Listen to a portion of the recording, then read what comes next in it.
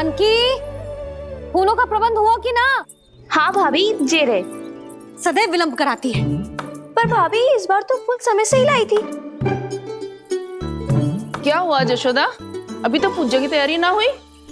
देखो ना मौसी, ये जानकी ना कुछ छूट ही जाता है इसके कारण। एकादशी की पूजा और व्रत आते ही जसोदा भाभी इतनी वग्र हो जाती है। ऐसो क्या होगा इस पूजा में?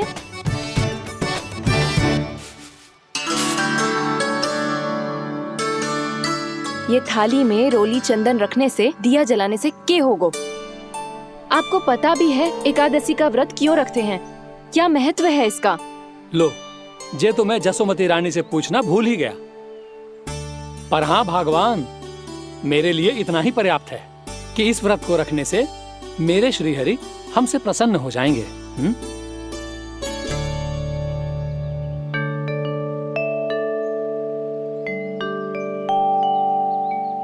नारायण ही जाने ऐसे कैसे पूजा करते हैं जे श्री हरि की एक मूर्ति तक ना है इनके पास।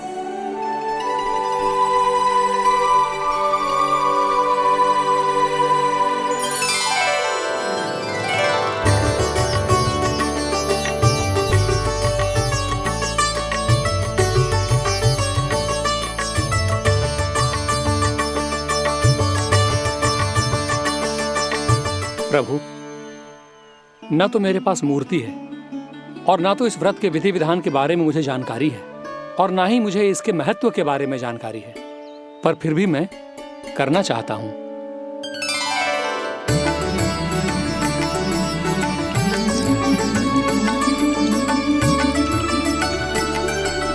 इसीलिए मैं दृढ़ संकल्प लेता हूं, पूरी निष्ठा के साथ, श्रद्धा के साथ और पूरी आस्था के साथ मैं इस व्रत को संपन्न करूंगा।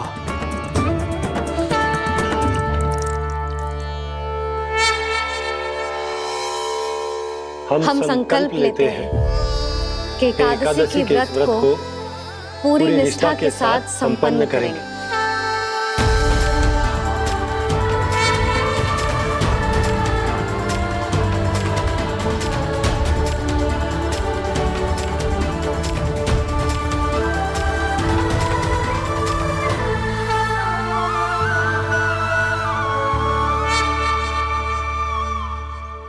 तुलसी जी के पत्ते तो हैं ही ना। श्री नारायण को तुलसी जी के पत्ते के बिना भोग ना चढ़तो है। जानकी, तुलसी के पत्ते कहाँ हैं? भाभी, मैं तो कब से यही पूछना चाह रही थी कि तुलसी के पत्ते लाऊं क्या, पर आप तो व्यस्त थी ना। तुझे कितनी बार समझाओ है ना, यदि तेरे कछु करने से किसी और की कोई हानि ना हो रही हो या किसी के अच्छे कार्य में सहायता हो रही हो तो मुझसे आज्ञा लेने की आवश्यकता ना है। समझ गई भाभी, आगे से जाना उनको। ले अभी लेकर आती हूँ।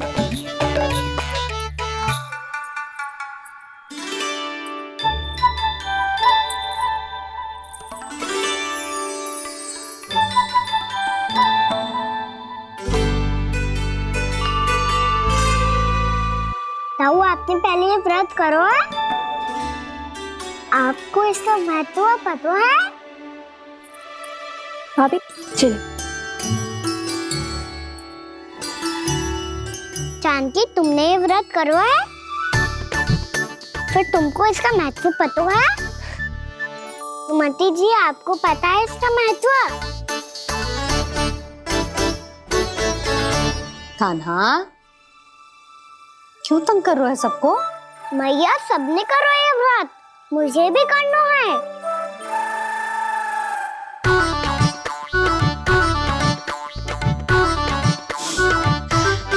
ये व्रत केवल बड़ों के लिए होती है लल्ला।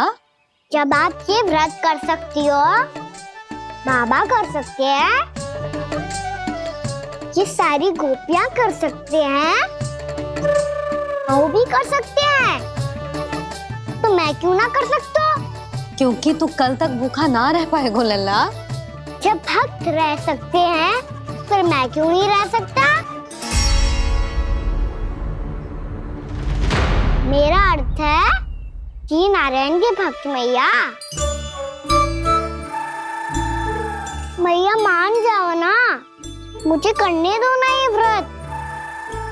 अपनी लल्ला पे आप विश्वास ना है आपको? विश्वास है। अच्छा ठीक है, तू भी कर ले।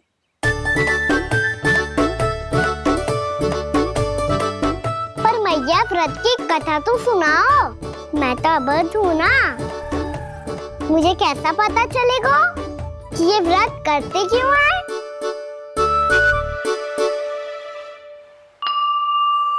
प्रभु, मुझ अबोध को कैसे पता चलेगा कि इस व्रत का क्या विधि विधान होता है और क्यों रखा जाता है और इसका महत्व क्या होता है?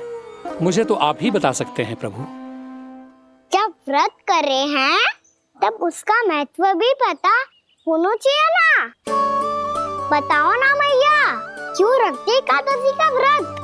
इसके लिए तो तुझे एकादशी की कथा सुननी होगी। सुनेगो ना?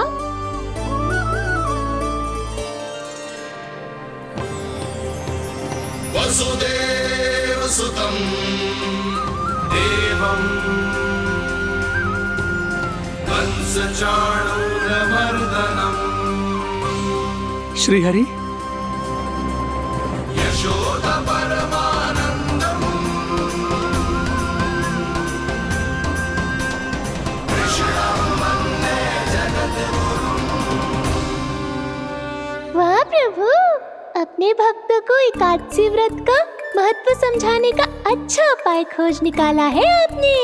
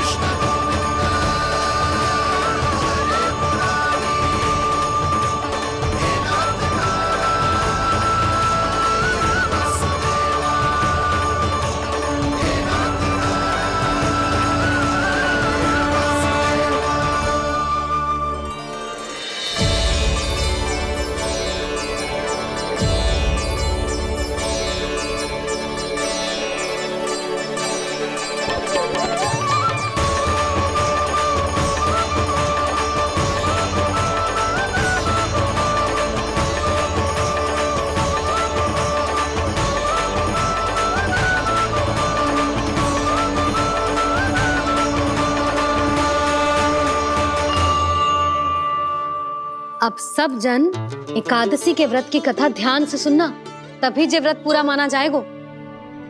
समझो लल्ला?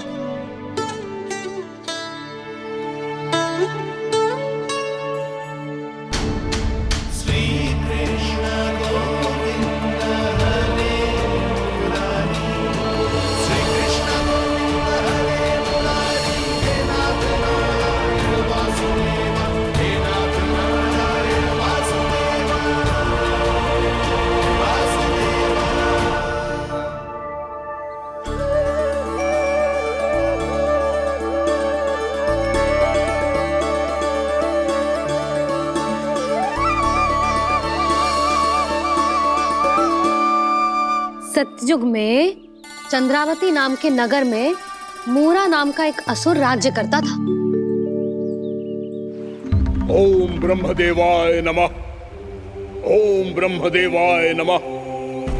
ओम ब्रह्मदेवाय नमः। ओम ब्रह्मदेवाय नमः।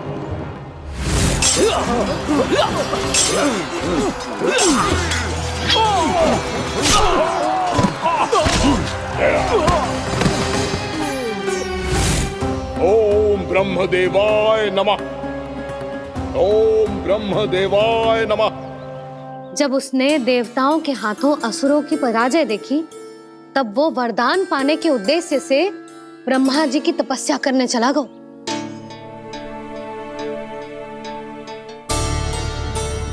शीघ्र ही मूरा की तपस्या सफल हो गई और ब्रह्मदेव जी उससे प्रसन्न हो गए। ओम ब्रह्मदेवाय नमः। ओम ब्रह्मदेवाय नमः। ओम ब्रह्मदेवाय नमः। ओम ब्रह्मदेवाय नमः। ओम ब्रह्मदेवाय नमः।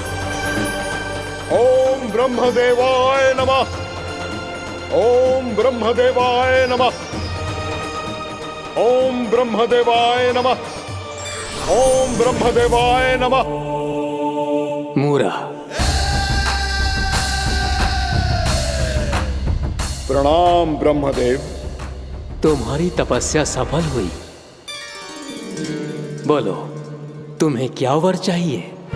सृष्टि के रचयिता ब्रह्मदेव, कृपया मुझे ऐसा वरदान दीजिए जिसकी सहायता से मैं त्रिलोकी विजयी बन जाऊं और कोई देवता मुझे पराजित ना कर सके। यहां तक कि देवताओं के रक्षक, सृष्टि के संचालक भगवान श्री विष्णु के लिए भी मैं अपराजय रहूं।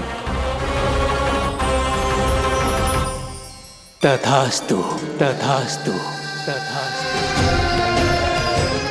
प्रणाम ब्रह्मदेव।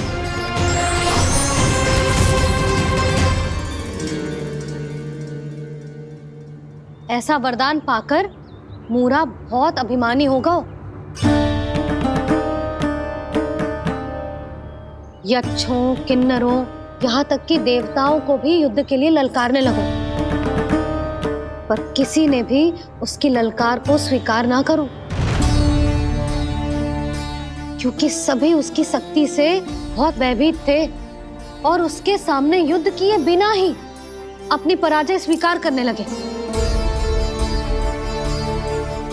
और फिर दंभ में आके उसने स्वर्ग लोक पर भी आक्रमण कर दिया और देवराज इंद्र तक को चुनौती दे डाली।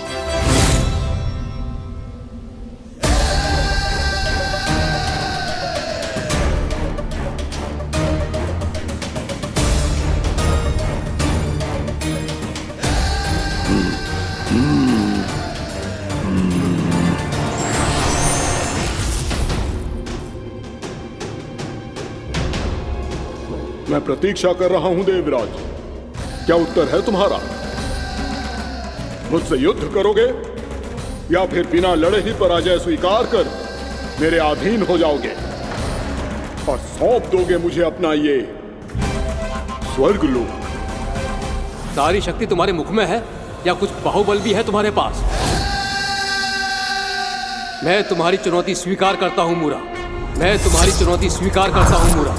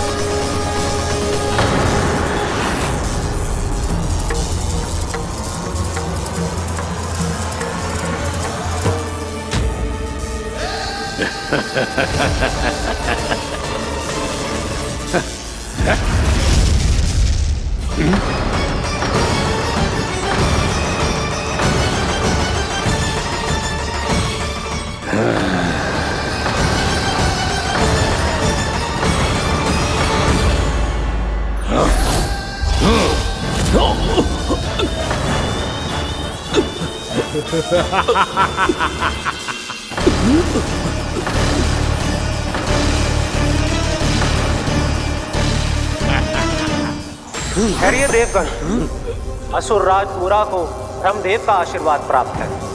आप में से कोई भी इन्हें पराजित नहीं कर पाएगा।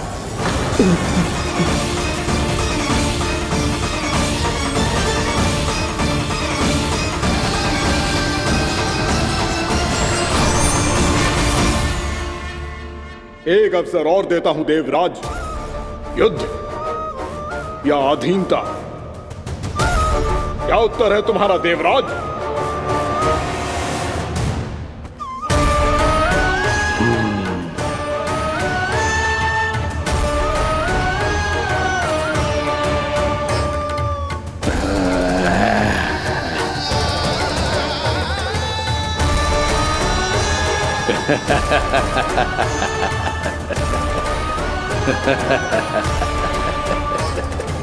इंद्र और सभी देवताओं ने मूरा के आतंक में आके उससे भयभीत होके अपना सिंहासन छोड़ दियो। अब मूरा स्वर्ग का अधिपति बन गयो और शीघ्र ही उसने अन्य सभी असुरों को स्वर्ग में निवास करने के लिए आमंत्रित कर दियो। और इस प्रकार से वो धीरे धीरे तीनों लोकों का सम्राट बन गया। उसे किसी ने रोका नहीं मैया। ना लल्ला, इतना साहस किसी में था ही ना। और फिर ये निश्चित करने के लिए कि भविष्य में किसी और असुर की मृत्यु ना हो, वो यमराज पे भी विजय प्राप्त करने के लिए यमलोक की ओर प्रस्थान कर दियो। वो तो अपने आप को और सभी असुरों को अमर बनाना चाहता था। पर देवता और यमराज भी उसकी ये योजना समझ गए थे। इसीलिए उसके आने से पहले ही सारे देवताओं ने श्री नारायण से सहायता के लिए गुहार लगाई। अब केवल आप ही कुछ कर सकते हैं प्रभु। अभी तो मूरा केवल त्रिलोक का स्वामी है, और यदि उसने यमलोक भी जीत लिया तो वो जीवन को ही नियंत्रित नहीं करेगा प्रभु, वो मृत्यु का भी स्वामी हो जाएगा। ऐसे में पहले सृष्टि का संतुलन तो नष्ट होगा प्रभु, और फिर स्वयं सृष्टि ही नष्ट हो जाएगी। ऐसा नहीं होगा यमदेव, नियति ऐसा होने ही नहीं देगी। विधि रचेगी खेल और मैं बनूंगा माध्यम। असुर राज मुरा का सामना मैं करूंगा। बस आप मुझे चुनौती देने के लिए उसे तैयार कर लीजिए, चाहे उसके लिए आपको साम दाम दंड भेद कोई भी उपाय क्यों ना अपनाना पड़े।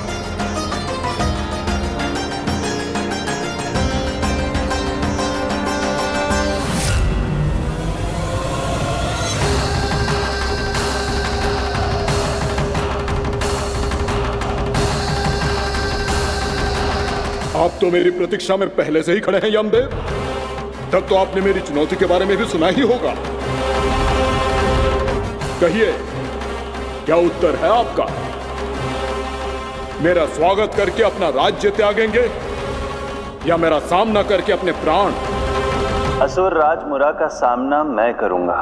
बस आप मुझे चुनौती देने के लिए उसे तैयार कर लीजिए, चाहे उसके लिए आपको साम दाम दंड भेद कोई भी उपाय क्यों ना अपनाना पड़े।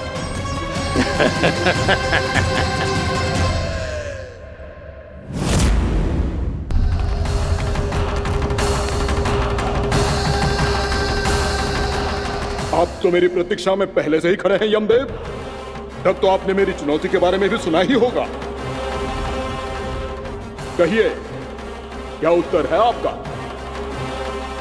मेरा स्वागत करके अपना राज्य त्यागेंगे या मेरा सामना करके अपने प्राण? हे असुर श्रेष्ठ, मैं आपकी अधीनता स्वीकार करने के लिए तैयार हूं। बस एक विनती है मेरी।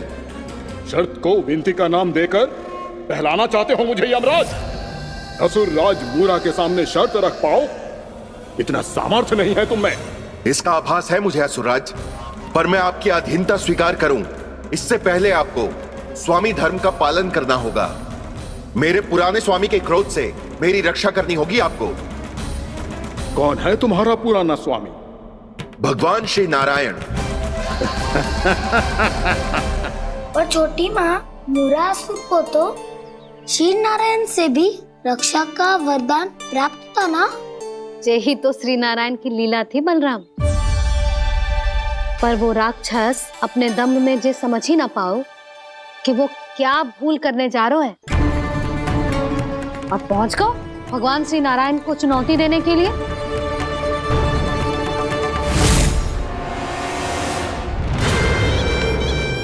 वही ठहर जाओ असुर राज मुरा।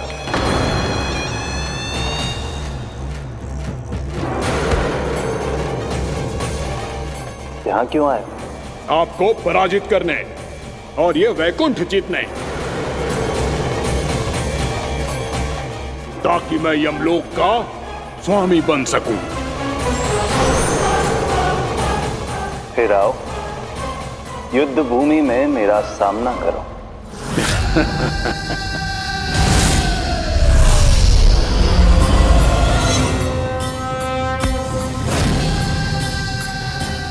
ये नहीं जानते कि इनसे ना हारने का वरदान तो मैं पहले ही प्राप्त कर चुका हूं।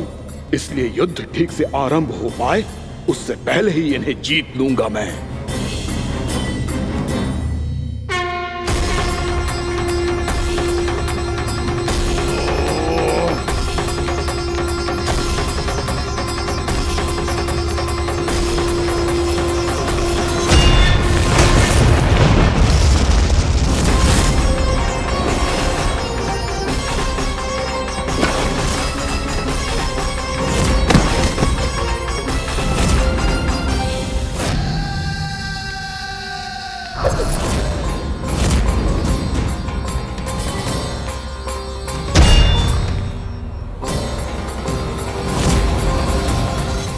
इस प्रकार जे युद्ध वर्षों वर्षों तक चलता रहो, दोनों योद्धा पूरे ब्रह्मांड में अनेक अस्त्रों शस्त्रों के साथ युद्ध करते रहे।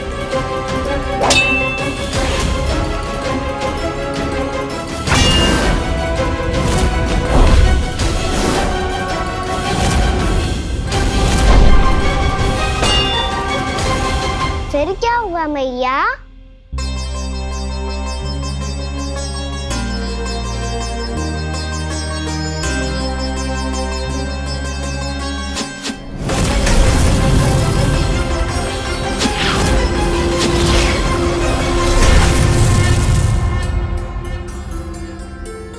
उस युद्ध को कभी समाप्त हुआ हो, पर कैसे? शीघ्र ही वो राक्षस थक गौ लल्ला।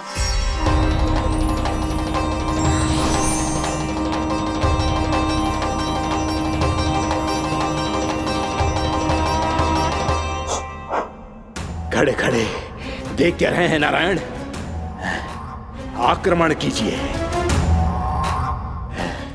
वध कर दीजिए मेरा।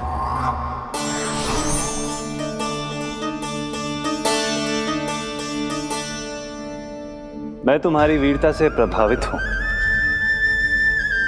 इसीलिए इतनी थकान की स्थिति में मैं तुम जैसे वीर पर आक्रमण नहीं करूंगा। जाओ विश्राम करो। यदि फिर से युद्ध करने की इच्छा हो तो तुम्हारा स्वागत होगा।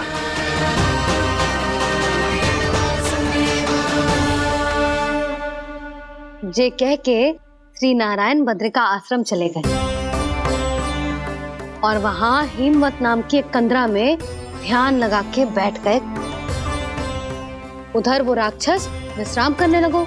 अनेकों दिन बीत गए और अब वो राक्षस मूरा फिर से स्वस्थ होके बलवान हो गया था। उसने अपनी सारी शक्ति फिर से प्राप्त कर ली थी। श्री नारायण ने उस पर दया करी थी, पर वो फिर से श्री नारायण को छलने को तैयार होगा।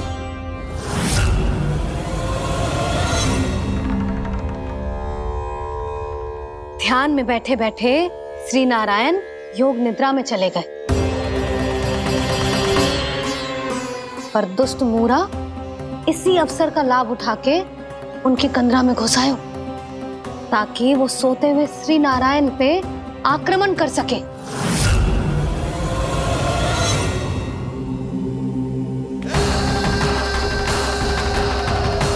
आज इस लंबे युद्ध को जीतकर अपने इस अंतिम शत्रु का भी अंत कर दूंगा मैं।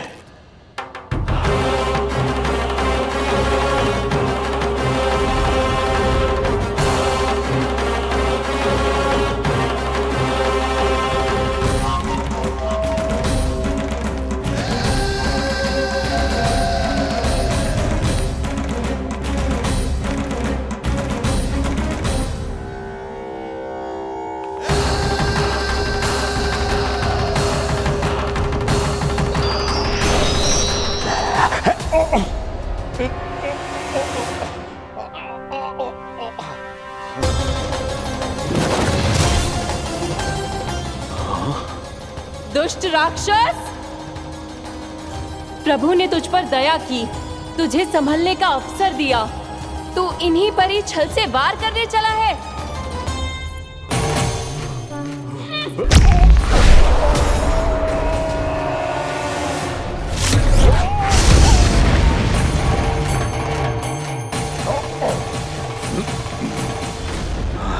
मैं अजय हूँ, मुझे कोई पराजित नहीं कर सकता। ब्रह्मा का वरदान है मुझे। तूने नारायण से अपराजय होने का वरदान मांगा था मूर्ख, उनकी शक्ति से नहीं। ध्यान से देख, मैं तेरी मृत्यु हूँ, मृत्यु।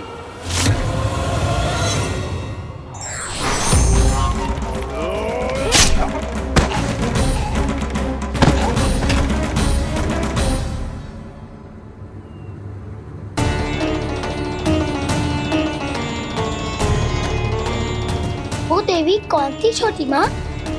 और कौन बलराम, वही तो थी देवी एकादशी।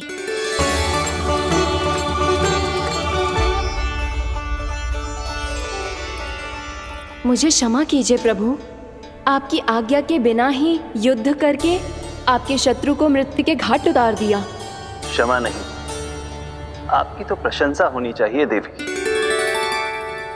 असुर राज को मारकर आपने सभी देवताओं को मुक्त करवाया है। इस पापी के अहंकार से तीनों लोकों की रक्षा की है आपने। आप एकादशी की तिथि पर मेरी एकादश इंद्रियों से उत्पन्न हुई हैं। इसीलिए मेरे सभी भक्त आपको उत्पन्न एकादशी के नाम से जानेंगे। सभी तिथियों में आपका स्थान सर्वश्रेष्ठ होगा। जिस तरह आपने राक्षस के आक्रमण से मेरी रक्षा की है, उसी प्रकार एकादशी के दिन व्रत करके जो भी भक्त आपकी कथा सुनेगा, मैं स्वयं उसकी रक्षा करूंगा। जो आपकी पूजा करेगा उसे मेरी विशेष कृपा प्राप्त होगी और उसके साथ साथ उसे मिलेगा धन, सिद्धि और मोक्ष।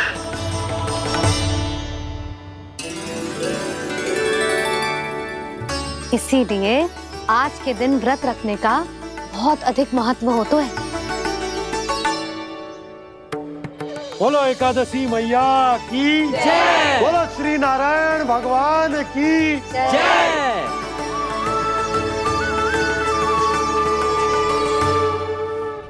प्रभु की कृपा से एकादशी का महत्व भी पता चल गो और मेरा व्रत भी सफल हो गो। अभी नहीं भूला रहा, एकादशी का व्रत पूरी तरह तभी सफल होता है जब द्वादशी के दिन उसे पूरा किया जाता है।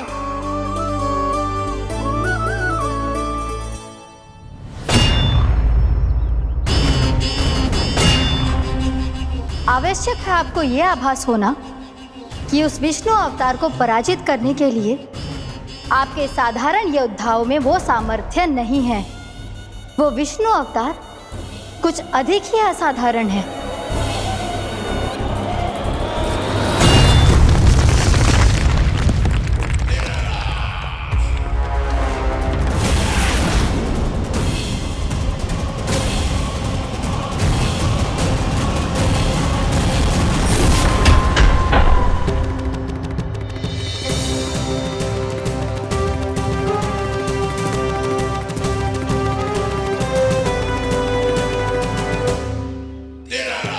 अब मैं दिखाऊंगा उस विष्णु अवतार को असाधारण शत्रु क्या होता है।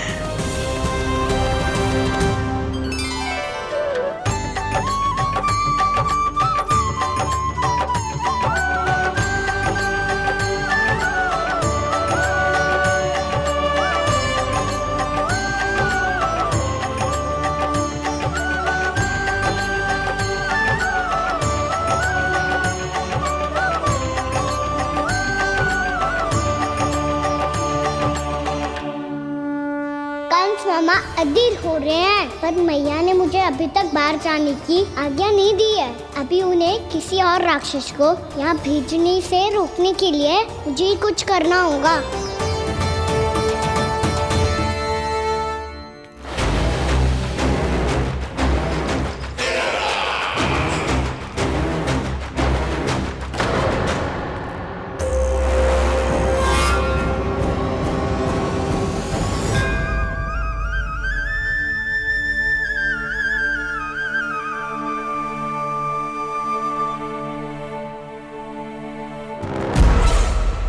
कौन हो तुम? बचपन से ही मुझे मारने का सपना देख रहे हैं, फिर मुझे ही नहीं पहचानते।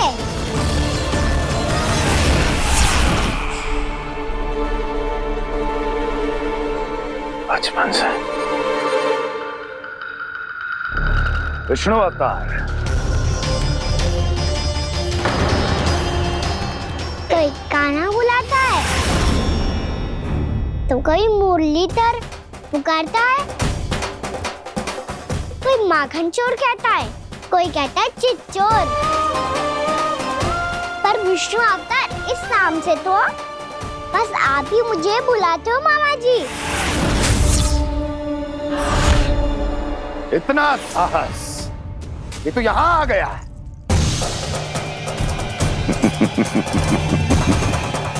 यहां आ तो गया तू विष्णु अवतार, किंतु यहां से जीवित नहीं जाएगा। तेरे इस शीश को तेरे धड़ से अलग कर दूंगा मैं।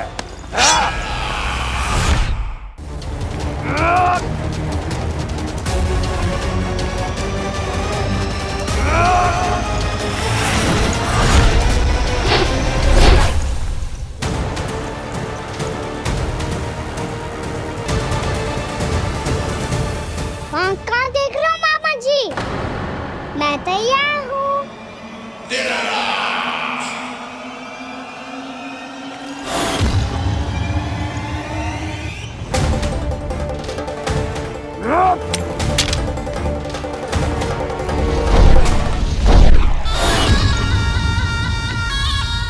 मामा जी, आप सदैव इसी तरह क्रोध में रहते हो क्या?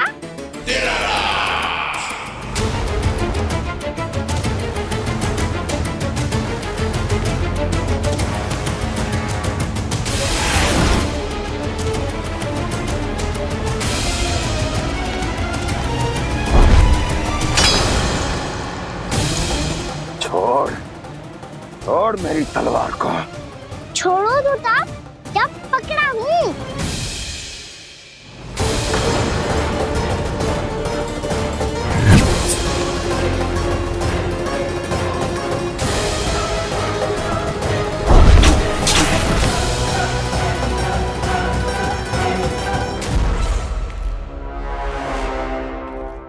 मामा जी,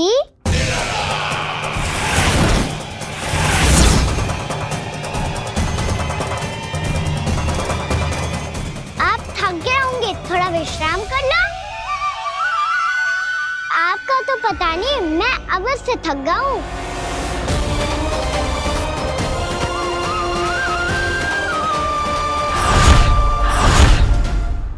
मेरे सिंहासन पर बैठने का तो साहस। अभी तो बस अभ्यास कर रहा था मामा जी। भविष्य में मुझे तो बैठना है यहाँ। आपने बल प्रयोग करके से अपने पिताजी से छीना था। मैं आपसे छीन लूंगा। जो छल और बल से लिया जाए वो अधिक समय तक टिकता नहीं है मामा जी।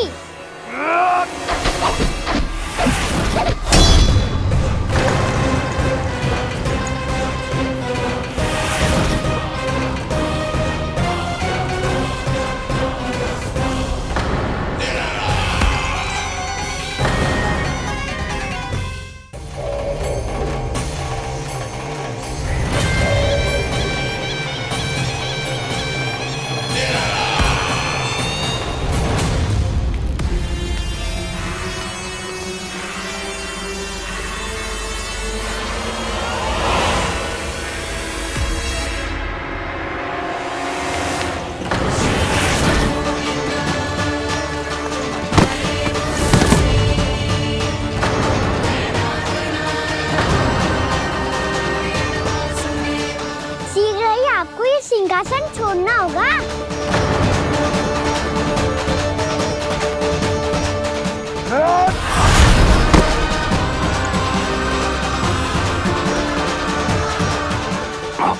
वो मेरा सिंहासन छीनना चाहता। वो आ रहा है, वो आ रहा है। सैनिकों, दुर्जन, बंद कर दो सभी द्वार और घरों के, सब के सब। इसकी हर संभावना पर इतना कड़ा पहरा बिठा दो कि ना तो कोई महल के भीतर आ सके, ना कोई बाहर जा सके। मुझे महल की चप्पे चप्पे की सूचना चाहिए। जाओ।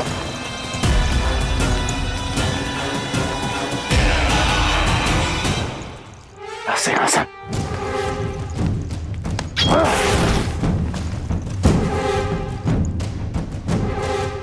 अब आ, दुष्ट मायावी, छलिया विष्णु अवतार, मैं कंस तेरी प्रतीक्षा कर रहा हूँ। देखता हूँ मेरे सिंहासन पर कैसे बैठता है तू।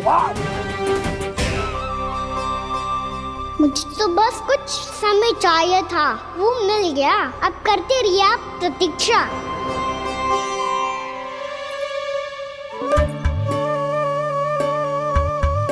जी अपने आप से बातें क्यों कर रहे हो जी?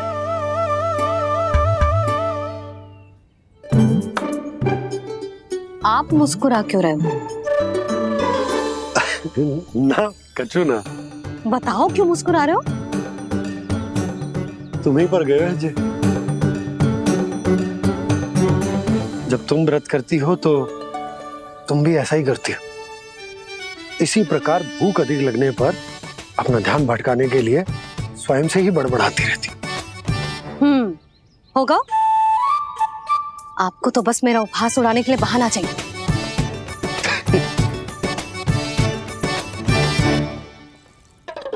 लल्ला भूख लगी है? ना मैया, व्रत करे तो भूख कैसे लगेगी?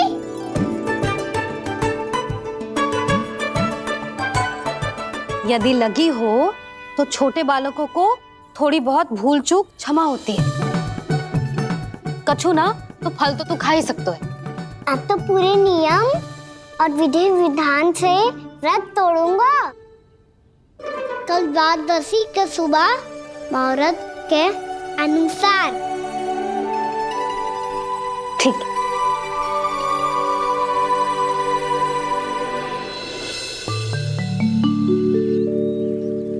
लल्ला एकादशी समाप्त हो गई है, द्वादशी लग गई है। अब तू व्रत तोड़ सकते है। भोजन कर ले। ले।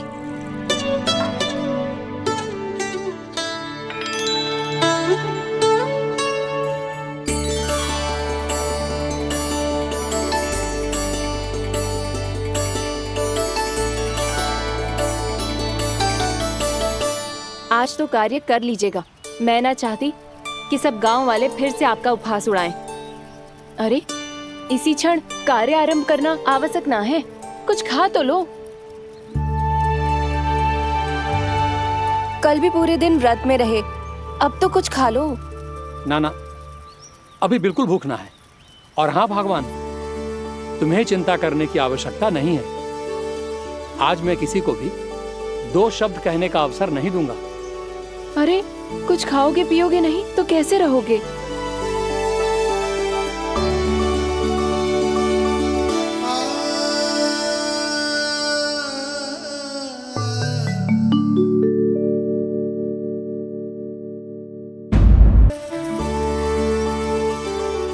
अरे इसी क्षण कार्य आरंभ करना आवश्यक ना है। कुछ खा तो लो। ना ना, अभी बिल्कुल भूख ना है। और हाँ भगवान, तुम्हें चिंता करने की आवश्यकता नहीं है। आज मैं किसी को भी 2 शब्द कहने का अवसर नहीं दूंगा।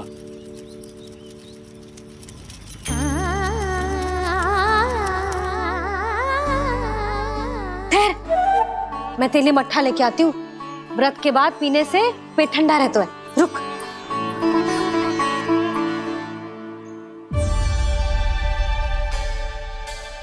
भक्तों ने अभी तक व्रत नहीं तोड़ा है, मैं कैसे तोड़ लूं?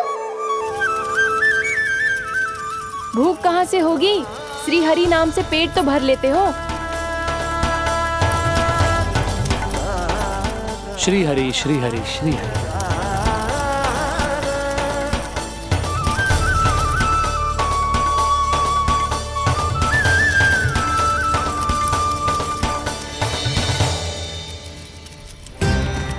हरि हरि प्रभु हरि, हरि हरि प्रभु हरि, हरि हरि प्रभु हरि, हरि हरि प्रभु हरि। कल से अन्न का एक दाना ना गो है पेट में। अब क्या व्रत तुड़वाने भी आपके प्रभु ही आएंगे? अब क्या व्रत तुड़वाने भी आपके प्रभु ही आएंगे? मैया,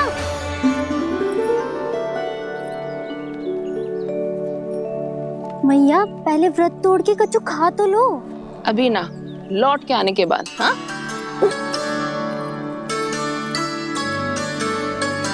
बलराम, ठहरो पुत्र, पहले कुछ खा लो। व्रत तोड़ना आवश्यक होता है। मैया ने एकादशी का महत्व बताया। लगता है मुझे सबको द्वादशी पर व्रत तोड़ने समाप्त करने का महत्व बताना होगा। हरि हरि हरि हरि हरि मेरे हरि।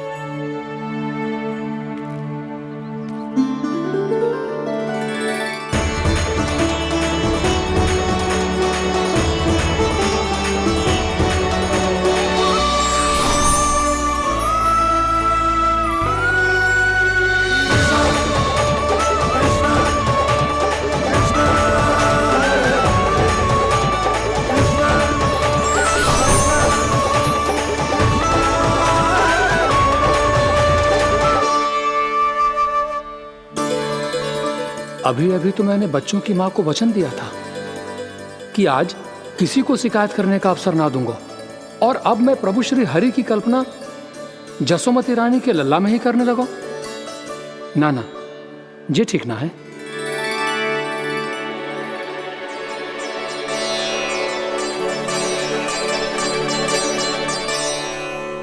ठीक है तो है, बिल्कुल सही पहचाना है आपने। बड़े तो बड़े, अब तो बालक भी हमारा उपहास उड़ाने लगे। मैं आपका उपहास नहीं उड़ाने आया, मैं तो आपके एकादशी के व्रत को पूरा कराने आया हूँ।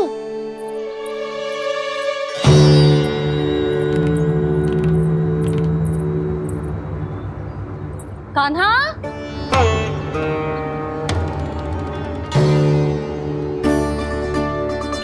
तो ये रे आपकी छड़ी और ये रे मेरी पीठ। सेक बिना ताकत तोड़। आज तो इसकी पीठ सेक के रहूंगी मैं। मैया घर पे भूखी मुझे ढूंढ रही होगी। लो आज द्वादशी के दिन पहले प्रहर में भोजन करके अपना एकादशी का व्रत पूरा करो आप।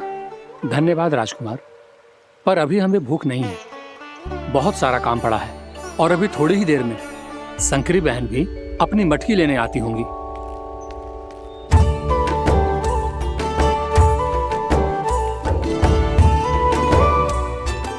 पर मैं आपका व्रत पूरा कराए बिना नहीं जा सकता।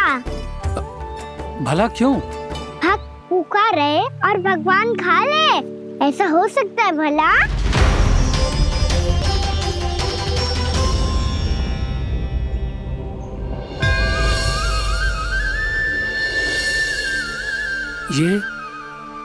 ये कैसा भ्रम हो रहा है मुझे लगता है अपना काम करना चाहिए।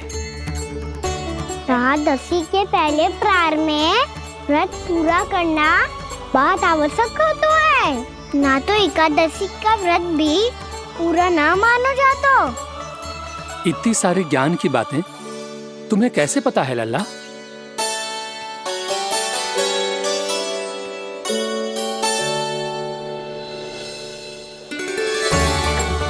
जैसे एकादशी की कथा होती है, वैसे द्वादशी की महिमा भी एक बहुत महत्वपूर्ण कथा है।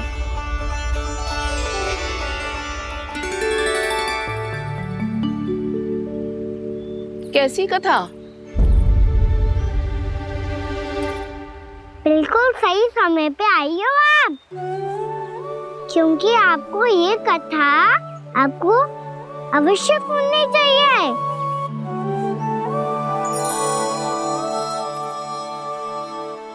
मुझे क्यों? पहले सुन तो लियो, फिर स्वयं ही पता चल जाएगा। बहुत समय पहले एक राजा हुआ करते थे, राजा अम्बरीश। भगवान श्री हरि के बहुत बड़े भक्त थे।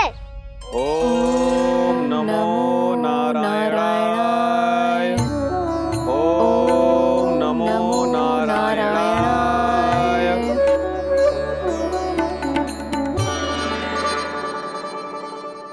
नेक पुण्य के काम करते थे वो। अपनी पत्नी के साथ हरि का नाम जपते रहते थे। उन्होंने 12 माह एकादशी का व्रत करो निर्जल पास किया, और जब उनकी 12वीं एकादशी का व्रत द्वादशी के दिन तोड़ने का समय हुआ, तभी महर्षि दुर्वासा अपनी 100 शिष्यों के साथ उनके महल में पधारे।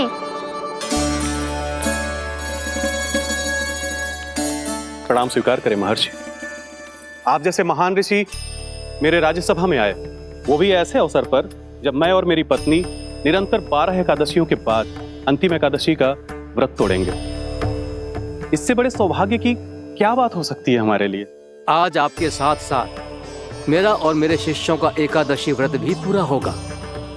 संभव है प्रभु की इच्छा यही हो कि हम सब अपना व्रत एक साथ तोड़ें। ये तो अत्यधिक प्रसन्नता की बात है महर्षि।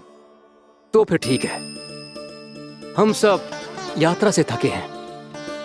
व्रत तोड़ने से पहले हम स्नान करना चाहते हैं। जैसी आपकी इच्छा महर्षि। जब तक आप लोग लौटेंगे तब तक आपके सारे प्रबंध यहाँ हो चुके होंगे।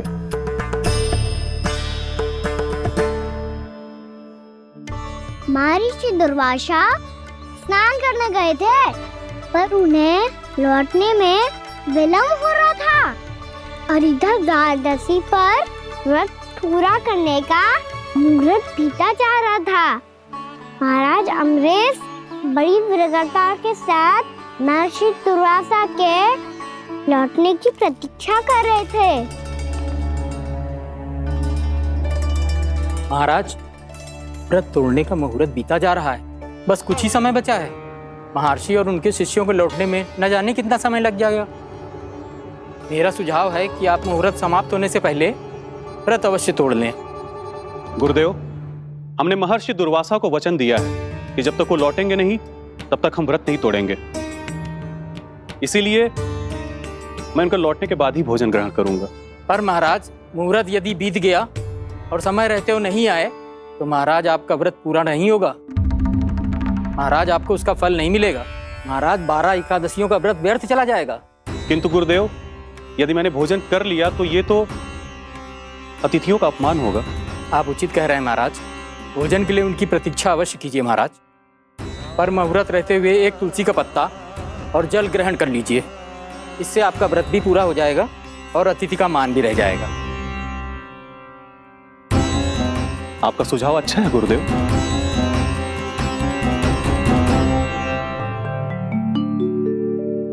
जैसे ही महाराज ने तुलसी का पत्ता खाया, वैसे ही महर्षि दुर्वासा लौट आए। महाराज,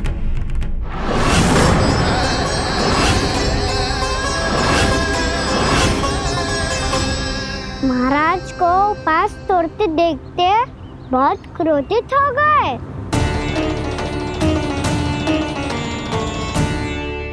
बहुत बड़े भक्त हैं आप, परंतु आप ये नहीं जानते अपने अतिथियों के साथ कैसा व्यवहार करना चाहिए। आपने हमें साथ भोजन करने का वचन दिया था, पर अपना व्रत क्यों तोड़ा आपने? महर्षि, मैंने भोजन नहीं ग्रहण किया। कहीं मुहूर्त न निकल जाए इस कारण मैंने एक तुलसी का पत्ता ग्रहण कर लिया। 56 भोग खाया हो या एक पत्ता, अपना व्रत तोड़कर अतिथियों का अपमान किया है, मेरा अपमान किया है। अब आपको दंड भोगना होगा ताकि आप सीख पाएं कि अतिथियों के साथ कैसा व्यवहार होना चाहिए।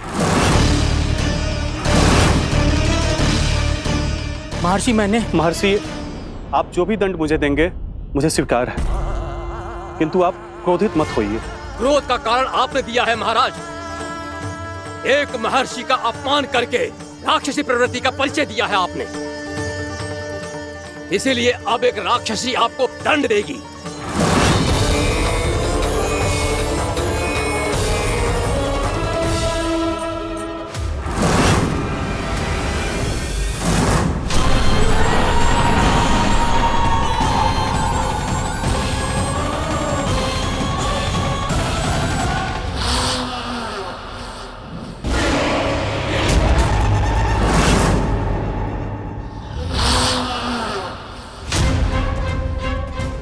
हे प्रभु, यदि मैंने सच में महर्षि का अपमान करने की भूल की हो तो मैं उसका परिणाम भोगने के लिए प्रस्तुत हूं।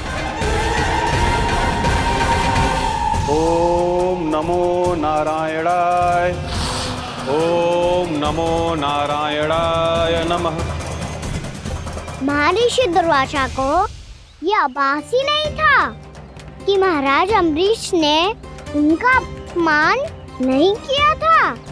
फिर भी उसे अपमान मान के वो श्री नारायण के भक्त पे संदेह कर रहे थे। मैंने भी तो भोला राम की भक्ति पे संदेह किया था। हे नारायण, ये क्या पाप हो गया मुझसे? संदेह किसी अपमान से कम ना हो तो, और भगवान सब सह सकते हैं, पर उनके प्रिय भक्तों का अपमान सहन ना कर सकते, इसीलिए उन्होंने हस्तक्षेप करने का निर्णय लिया।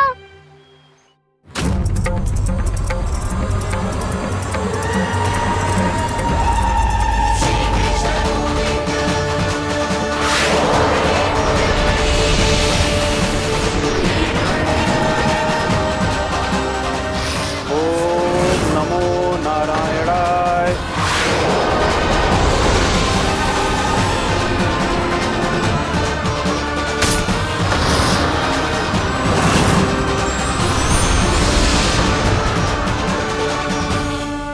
और फिर भगवान का वो सुदर्शन चक्र महर्षि दुर्वासा के पीछे पड़ गया।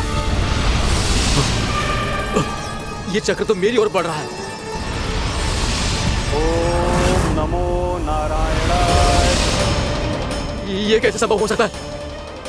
कोई रोको इसे, कोई रोको इसे।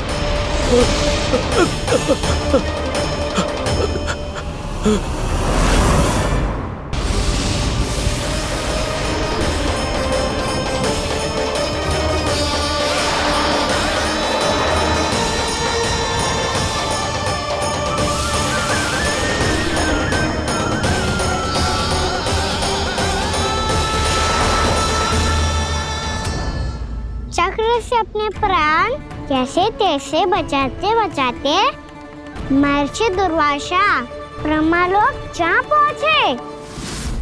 ब्रह्मदेव, रक्षा कीजिए ब्रह्मदेव, सहायता कीजिए, मुझे बचाइए ब्रह्मदेव, रक्षा कीजिए। ये सुदर्शन चक्र मेरे प्राणों के पीछे पड़ गया है, मुझे बचाइए ब्रह्मदेव, मुझे बचाइए। महर्षि, मैं चाहकर भी आपकी सहायता नहीं कर सकता। ऐसी स्थिति में यदि कोई कुछ कर सकते हैं तो वो है सुदर्शन चक्र के स्वामी विष्णु, क्योंकि सृष्टि में केवल वही है जो इसे नियंत्रित कर सकते हैं। वो ही इसे वापस लौटने का आदेश देकर आपके प्राणों पर छाए हुए संकट को दूर कर सकते हैं। किंतु हां, मैं सुदर्शन चक्र से इतना अवश्य कहूंगा कि जब तक आप विष्णु लोक में पहुंच नहीं जाते, वो आपको किसी भी प्रकार की हानि ना पहुंचाए। आपका बहुत बहुत धन्यवाद, आपकी सदा ही जय हो।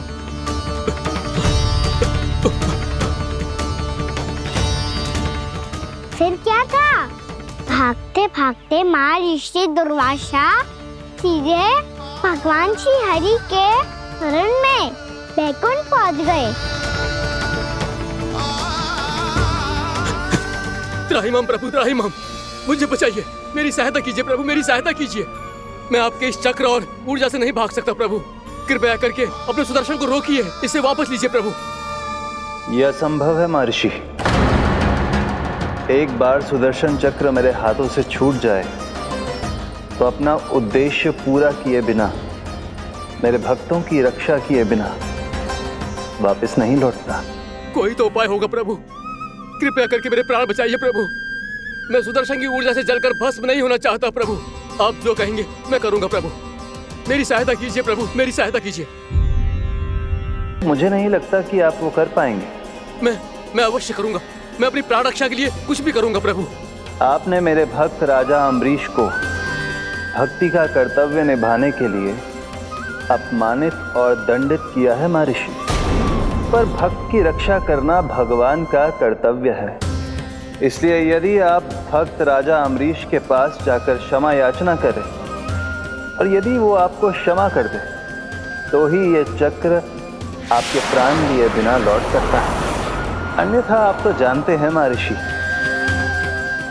मेरे भक्त का अपमान मेरा अपमान।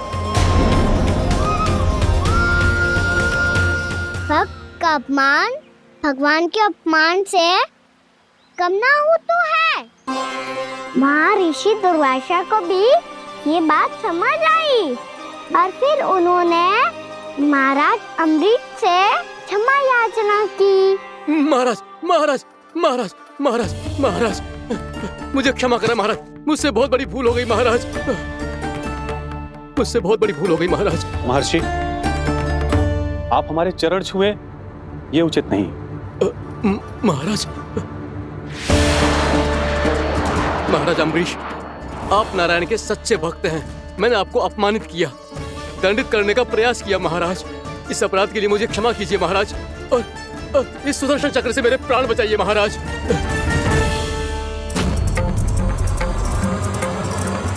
हे महान सुदर्शन, यदि महर्षि के लिए मेरे हृदय में अभी भी वही सम्मान और प्रेम हो जो इनके प्रथम आगमन पे था, तो कृपया आप अपने धाम वापस लौट जाइए।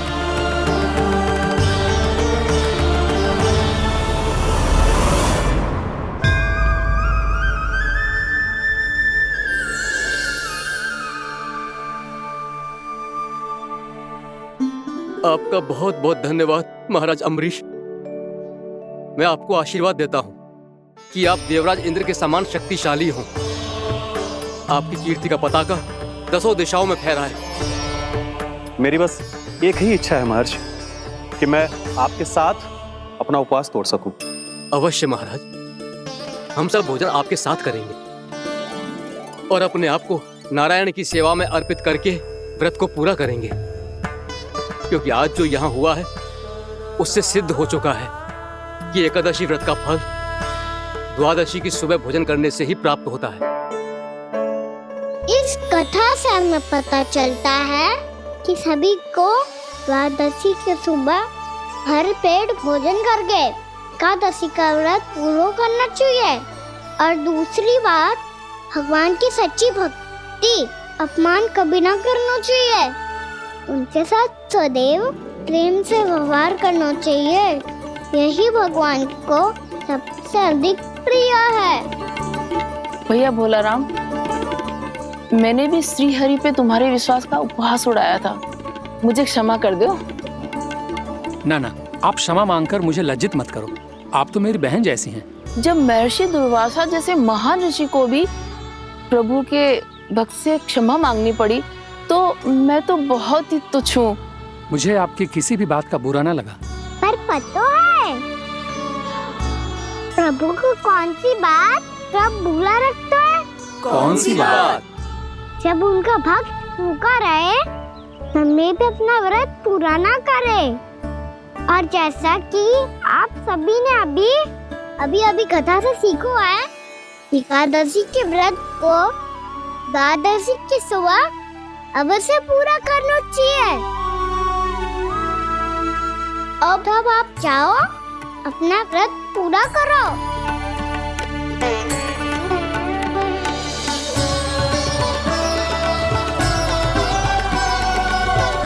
मैं आपके लिए जल लेके आती हूँ।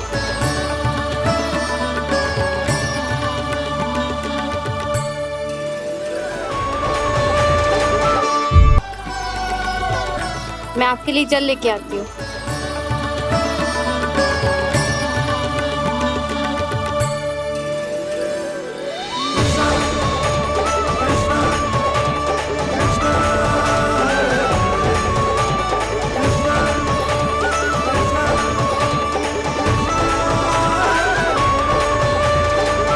लो खाओ।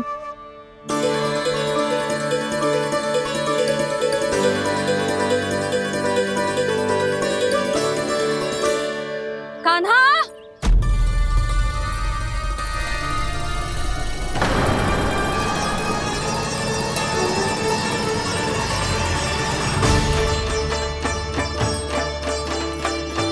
बोलो काका, सिगरेट छुपा लो मुझे, मैया आ रही है, बहुत क्रोध में लगती है।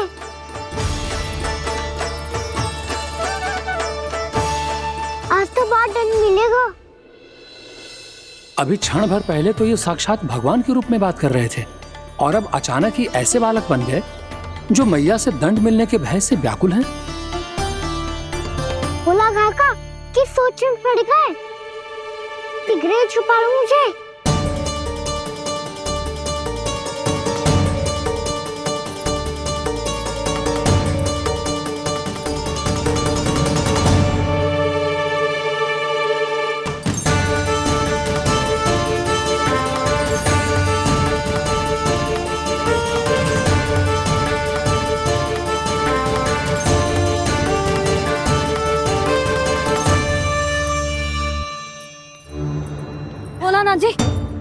कान्हा को देखो है क्या? मैंने तो अपने प्रभु को देखा है। मैं अपने लल्ला को ढूंढ रही हूँ, उसे देखो है आपने? वही तो मैं भी कह रहा हूँ जसोदा रानी, मैंने सिर्फ और सिर्फ अपने प्रभु को देखा है। ये तो अब भी अपनी भक्ति में ही खोया हुआ है। इससे पूछ के कछु लाना है, मुझे ही ढूंढना पड़ेगा।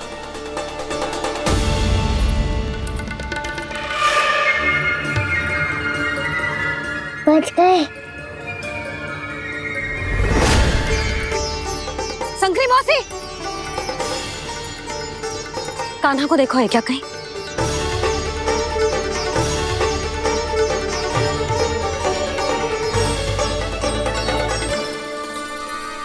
बोला काका मुझे शीघ्र निकालो ना यहाँ से, मैया फिर से इधर ही आ रही है। सब कहते थे श्री हरि मेरे घर ना आ सकते। देखो आज प्रभु आ गए, उन्होंने अपने हाथ से मेरा व्रत पूरा कराया। हाँ आते हैं और आगे भी आएंगे हमारे श्री हरि हमसे मिलने और आके मोक्ष देंगे, है ना?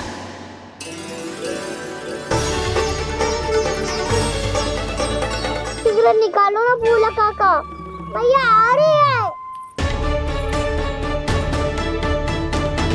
मैं ना निकालूं? क्यों? मेरा अर्थ है मैं निकालूंगा, अवश्य निकालूंगा, पर तब तक नहीं निकालूंगा जब तक आप मेरी सारी बातें मान नहीं लेते हैं। कौन सी बात? प्रभु मुझे मोक्ष प्रदान कर दीजिए प्रभु। तथास्तु। ना ना ना ना प्रभु, मेरे साथ साथ मेरे परिवार को भी मोक्ष दे दीजिए। तथास्तु। अब तो निकाल दो, मैया देख लेंगी। ना प्रभु, मेरे परिवार के साथ मुझसे जुड़ी हुई हर वस्तु, जीव जंतु, प्राणी, गाय बैल भैंस, सभी को मोक्ष प्रदान कर दीजिए प्रभु। तथास्तु। प्रभु आप सच में अद्भुत हैं। मैंने जो मांगा आपने बिना सोचे समझे सब प्रदान किया। मैं ही अपनी मांगे बढ़ाता रहा। प्रभु प्रभु मुझे क्षमा कर दीजिए, प्रभु मुझे क्षमा कर दीजिए।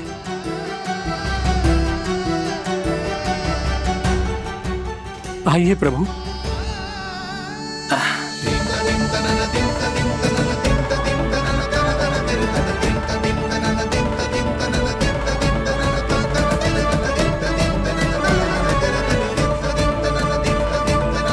प्रभु आप तो प्रभु हो, हरि हो, भगवान हो। आप चाहते तो इस मटके से स्वयं निकलकर बाहर आ सकते थे, फिर मेरी आपने हर इच्छा क्यों पूरी की? क्योंकि मेरे भक्त की इच्छा पूरी करने में मुझे भी प्रसन्नता मिलती है। ना तो मैं अपने भक्तों का अपमान सह सकता हूँ और ना ही उनकी इच्छा अधूरी रहने दे सकता हूँ।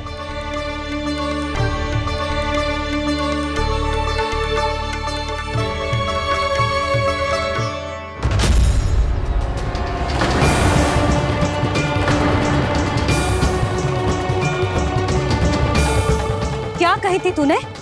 हाँ, कि तू फिर से छल ना करेगा। फिर मुझे बिना बताए घर से बाहर कैसे निकलो? क्षमा करना मैया, पर जो आपने सिखाया था मैंने तो उसी का ही पालन करो है। फिर से चतुराई कर रहे हो है ना? हाँ? आप ही ने तो कही थी ना, यदि कछु करने से किसी को हानि ना पहुंचती हो या फिर किसी अच्छे कार्य में सहायता हो रही हो तो आज्ञा लेने की आवश्यकता ना होती। यदि तेरे कछु करने से किसी और की कोई हानि ना हो रही हो या किसी के अच्छे कार्य में सहायता हो रही हो तो मुझसे आज्ञा लेने की आवश्यकता ना है। तो किस अच्छे कार्य के लिए आया है यहाँ? द्वादशी के सुबह एकादशी का व्रत खोल के भोजन करा जाता है। ये बात ना तो भोला काका को पता थी, ना संकरी मासी को और ना ही किसी और को। और तुझे पता थी? हाँ, मेरी मैया ने बहुत अच्छे से सिखाया है मुझे। जैसे कल तूने एकादशी कथा सुनाई थी ना, आज वैसे ही तेरे लल्ला ने सबको द्वादशी कथा सुनाई है। सच्ची यशोदा रानी जी, इसने तो हमारी आंखें ही खोल दी। और भाभी सच तो ये है कि मुझे भी ना पता था कि ये इतना बड़ा ज्ञानी है और इतना अधिक समझदार।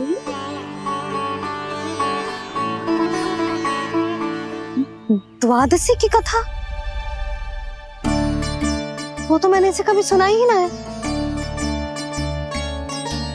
फिर इसे कैसे पता थी?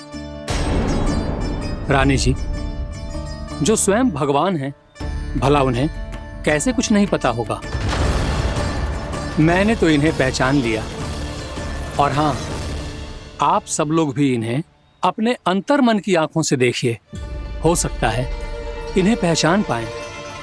ये कोई और नहीं है, श्री नारायण है, मेरे श्री हरि, मेरे प्रभु।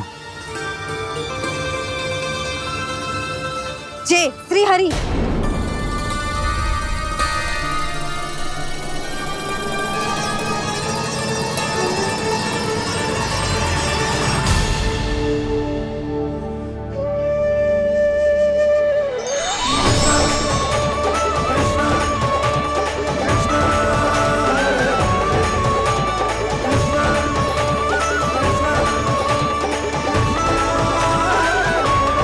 ये क्या कर दिया भोला? जिस रास्ते को मैंने इतनी कठिनाई से बचा के रखा था, सबके सामने उसे उजागर कर दिया तुमने।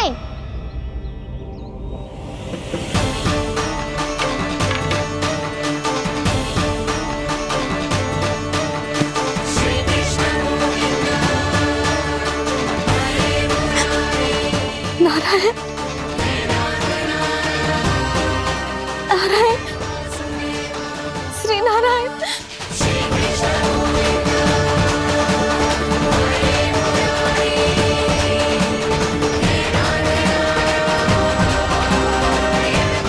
श्री नारायण।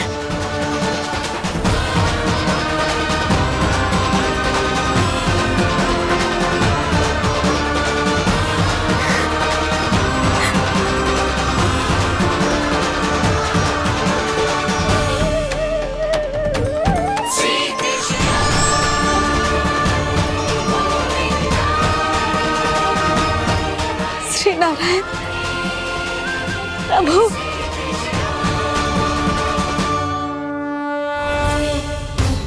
जिस रास्ते को इतने जत्न से संभाल के रखा था, आज वो सबके सामने खुल गया। और तो और मेरा भेद मैया को भी पता चल गया। बाबा सब कहते रहे, पर मैंने एक न मानी। सबने कही थी कि आप भगवान हैं, पर मैं मूर्ख आपको पहचान ही ना पाई। कितनी अभागी हूं मैं।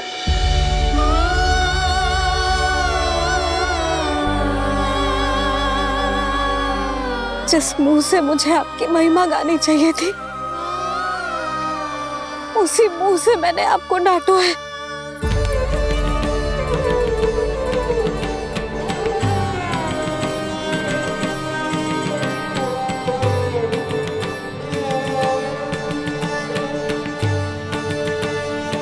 जिन हाथों से मुझे आपके चरण छूने चाहिए थे, उन हाथों से मैंने आपके कान पकड़े।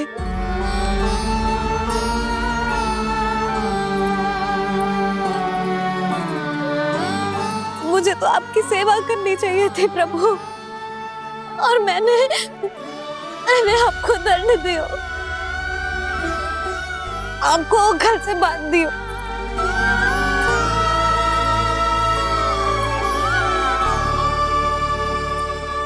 बावली हो गई थी प्रभु। अपने श्री नारायण को, अपने प्रभु को एक साधारण सा बालक समझ लियो मैंने। मैं आपके लिए भगवान नहीं हूँ मैया, साधारण बालक ही हूँ, बस आपका लल्ला। बुद्धि भ्रष्ट हो गई थी, भूल पर भूल करती चली गई। आज भी आपके पीछे पीछे छड़ी लेकर दौड़े चले आए।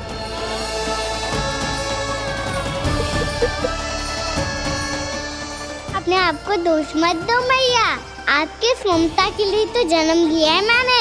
हमारा मन बदलने मत दो, मेरे लिए वही पुरानी मैया बनी रहो आप, और मुझे रहने दो आपका वही नटखट लल्ला।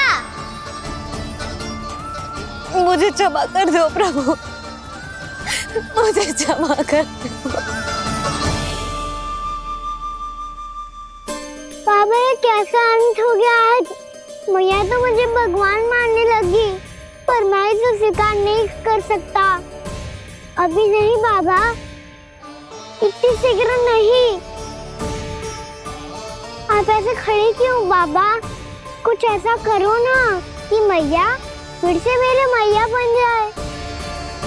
उनकी दृष्टि में भक्ति नहीं, ममता चाहिए मुझे। कान्हा, मेरे सामर्थ्य में हो तो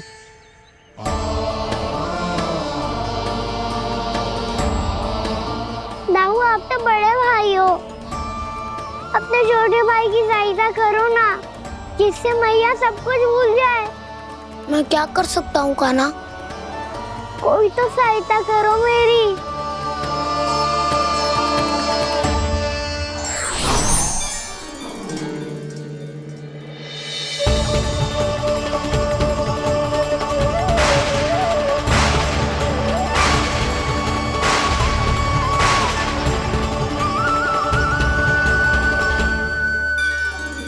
अपने आप को संभालिए प्रभु।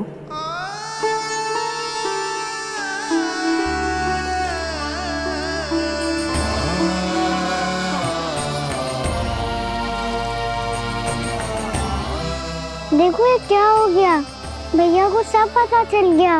अभी तो मुझे मैया की ममता का शौक पूरी तरह हिला ही नहीं था। योग माया,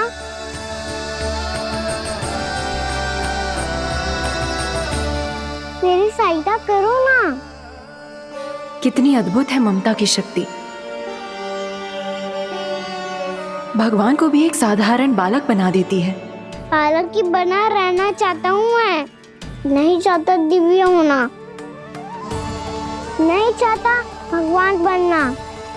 बस मैया की गोद में रहकर ममता की रस से सेम को भिगोना चाहता हूँ। इनकी डांट फटकार का सुख पाना चाहता हूँ।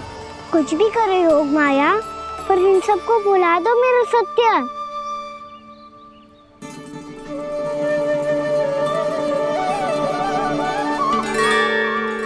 पर इन्हें तो मोक्ष का वरदान मिल गया है प्रभु, इसलिए इनके लिए समय की गति को लौटा पाना संभव नहीं होगा। प्रभु, अब मुझे ये सब भूलने की कोई आवश्यकता नहीं है। मुझसे जो त्रुटि हुई है अब वो दोबारा कभी नहीं होगी, और आज के बाद आपका ये सत्य मैं किसी को नहीं बताऊंगा प्रभु, क्योंकि मुझे पता चल गया है कि आपका यशोमती मैया के लल्ला बने रहना कितना आवश्यक है।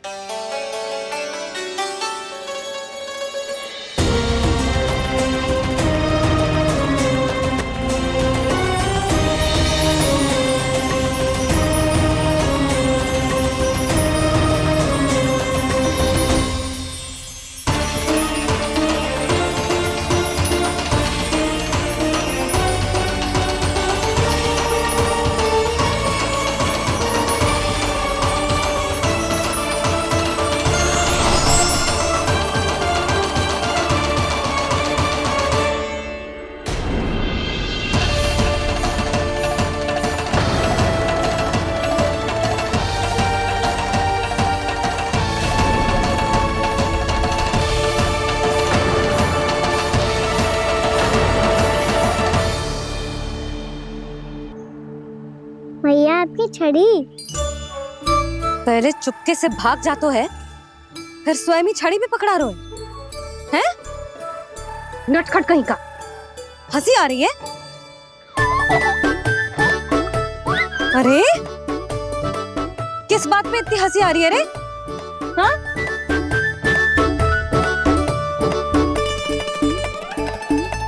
आपकी लीला अद्भुत है प्रभु, और अद्भुत है आपका मैया के प्रति प्रेम।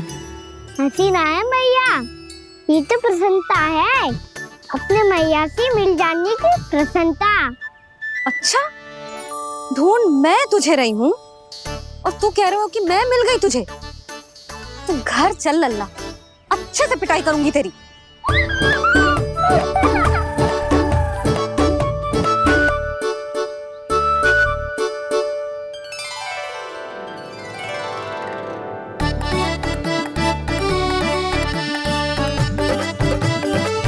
जब पिटाई से गाल लाल होंगे ना तेरे, तब हंसी बंद होगी तेरी। चल।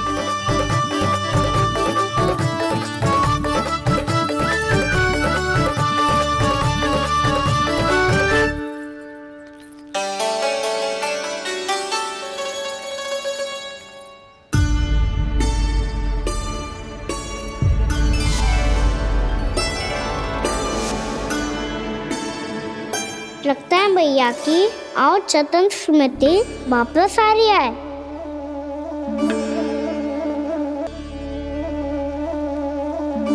यशोदा, क्या होगो? ना कछु ना। आपको बताऊंगी तो और हंसेंगे मुझ पे। बोल दो, मैं उपवास ना उड़ाऊं, सच्ची। देखो देखो इसे कैसे हंस रहा है। मेरे हाथ में छड़ी है, मैया क्रोधित है, पर जे तनिक में भय ना लग रहा है इसे। हाँ, हंसे जा रहा है।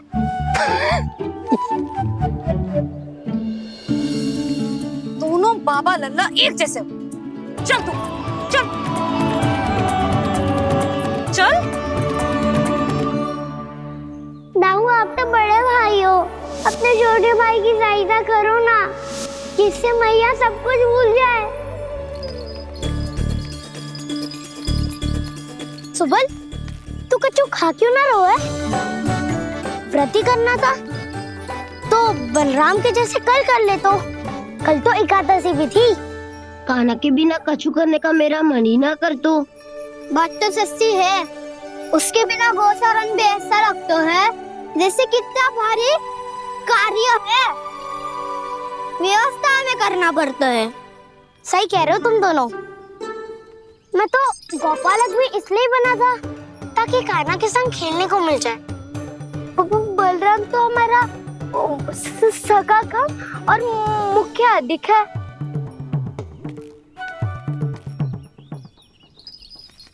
रुक जाओ, तुम सब कुछ देर विश्राम कर सकते हो।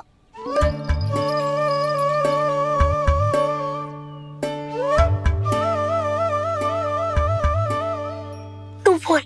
ना मैं ना बोलूंगा, तुम दोनों ही बोलो। और तुम सबका सखा पहले हूँ और टोली का मुखिया बाद में, इसलिए घबराने की आवश्यकता नहीं है। जो भी बात है बिना हिचक बता सकते हो मुझे। तो फिर कुछ ऐसा करो ना कि कान्हा फिर से हमारे साथ गोचारण करने के लिए आने लगे।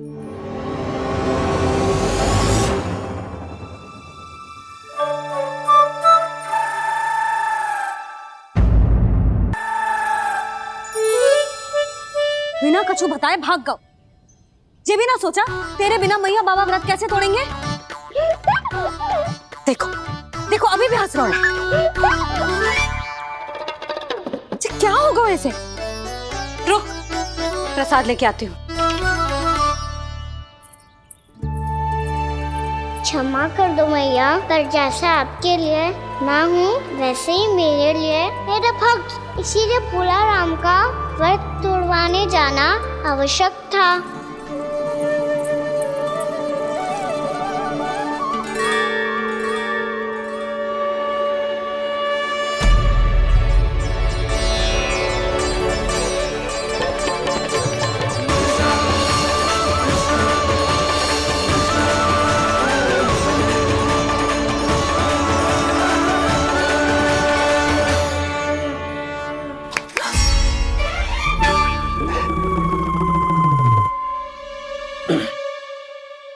सुधा, फिर से खो गई तुम।